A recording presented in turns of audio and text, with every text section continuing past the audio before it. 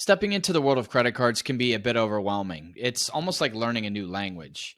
And the view from many is that credit cards are the gateway to bad decisions and loads of debt, and that travel cards with an annual fee are only for the rich and famous. Years ago, I had the same perception. I only used credit cards for last resort. I didn't understand which credit cards I had, only that they had a Chase or Bank of America logo on them. And what I've found from my experience is that this is a misconception that credit cards can be used to our benefit. And doing research mostly on YouTube, there's some next level stuff out there. I mean, things that even I can't comprehend. And I'd consider myself relatively advanced as it comes to the credit card game. I can only imagine the difficulty of someone getting started in the credit card game, or somebody that's had credit cards for years, but just uses whatever credit card is at the top of their wallet. So in this video, I'm going to break down the basics of credit cards, and we'll do so in two sections. First, why a credit card over a debit card or cash? And once we figure that out, are we on team cashback, team travel, or a hybrid of the two? And I'll even give some calculations and some examples on some value around these cards in the simplest ways possible. There are actual benefits beyond cashback or rewards points for paying with a credit card. First, it shows that you're financially responsible, pending that you pay your balance on time and in full, as you're essentially taking out a very short-term loan and then paying it back almost right away. With credit cards, you have a billing cycle, and that's your statement opening to the statement closing. That statement balance is typically due within 3 weeks or so of the statement closing. And the statement balance is any charges that occurred from the opening to the closing, plus any past due amounts if you do have them. But we know with credit cards, that's a no-no. We need to make sure we pay our balance on time and in full. To avoid late payments, I would recommend setting up automatic payments for all cards and pay a portion of the statement balance prior to the statement closing, which will positively impact your credit score because it reduces your credit utilization. Credit utilization is based on the credit limit of a card. So if you have a card with a $2,000 limit and you have a $1,000 statement balance on that card, that's 50% credit utilization. And this is a bit high, which is why I recommended paying a portion of that statement balance prior to the statement closing.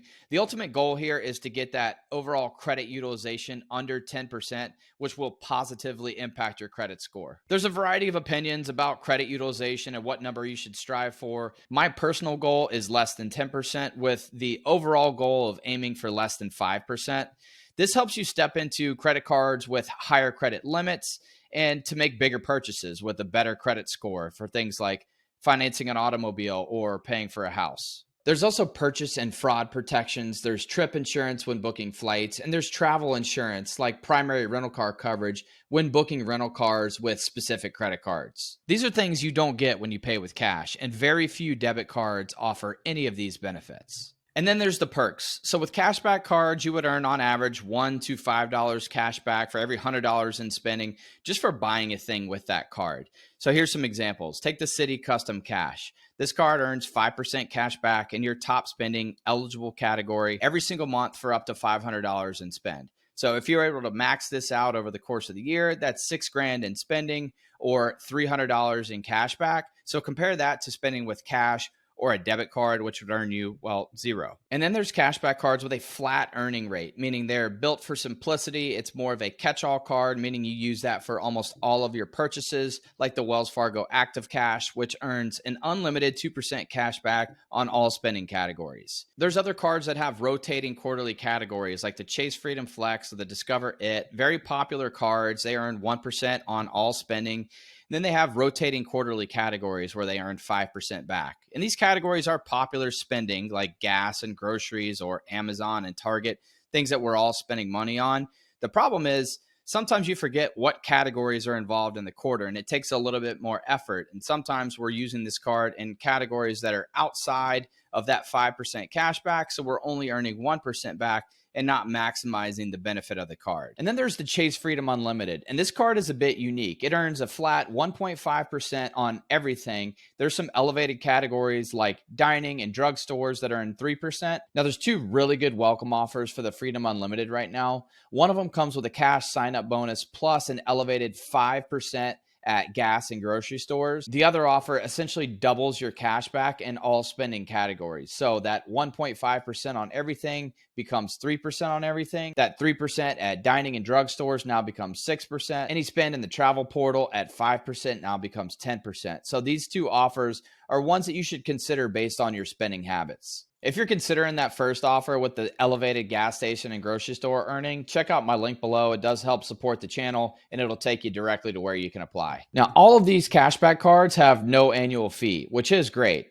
And cashback cards are more simplistic to use. But take into consideration the cards I just mentioned. Unless you were to go with a card with a flat earning rate like the Wells Fargo Active Cash, you do have to put some thought into which card you use based on the spending category. With all the cards I just mentioned, aside from the Discover It, you can convert the cash back into rewards points by using a travel rewards credit card to activate these points for travel redemption. This is where most people get lost, so stay with me. Think of it this way. Redeeming these rewards points for travel is like using a cashback card, but that cash can only be used for travel. And that cash can be multiplied, meaning $300 cash back can now be worth $375 to $600 back. Here's a super simple example. I recently applied for the Chase Sapphire Preferred and was approved. Now that card is more of an entry-level travel credit card with a $95 annual fee. Now this card earns 3 points per dollar spent in a variety of categories like dining and online groceries. So for every $100 I spend,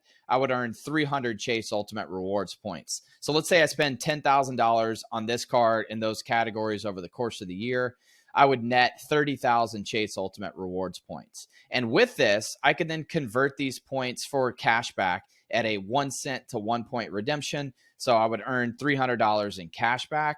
Or I can use these points for travel redemption, which is where I get way more out of my dollar. Or this card also comes with a 25% boost on my points. So if I want to book travel in the Chase Travel Portal with this card, that $300 in cash back is now elevated by 25%. So that now becomes $375. Now, I did mention that I recently applied for and was approved for this card. I'll link that video at the end of this one where you can see the application process. I preview the features and benefits and then talk a little bit about a future travel redemption I'm going to make with that card. Please make sure and wait until the end of this video. With annual fee cards, you typically receive a better welcome offer or sign-up bonus than the cashback cards. These annual fee cards typically are strong in one or a select few categories in terms of their earning multipliers. Take the Chase Sapphire Preferred that I mentioned, has a $95 annual fee, but comes with a 60,000 point sign-up bonus that at a bare minimum is worth $600. And this card is strong in dining, drugstores, and select streaming services, and it's a bit of a gateway into the luxury travel credit card game. On the other end of the spectrum is the American Express Platinum card. This card is widely popular, has a bit of an exclusivity feel to it. The demographic is shifting. The user base of this card is getting younger and younger, taking advantage of some of the features and benefits of this card. It comes with a hefty annual fee, $695. So this card takes some preparation in terms of how you're going to maximize the features and benefits associated. And speaking of the features and benefits, there's a whole list of credits and perks to help offset the annual fee, from a monthly Uber credit to monthly digital entertainment credits to help with your Disney Plus membership, to hotel credits and ways to boost your status with rental cars and hotels as well. Now with the Platinum card, I did a much deeper review of this card, which I'll make sure to link at the end of this video for you. So on the surface, a debit card is transferring money from your bank account to whatever vendor you're buying a thing from, whereas a credit card is taking out a short-term loan and paying it back right away. But the main difference here is building your credit by using credit cards. Also, the purchase protections you receive and the rewards you gain by using these credit cards. I've added 4 new credit cards to my wallet this year, and between the sign-up bonuses and the earning multipliers, I've earned more than 600,000 rewards points, or at a bare minimum, $6,000 in value, without spending any more than I did last year. I've reviewed most of these cards, which I'll link at the end of this video here. Comment down below if you have any questions or want to talk about where you are in your credit journey. Feel free to subscribe to the channel. If you get any value out of this content, give me a thumbs up. And as always, until next time.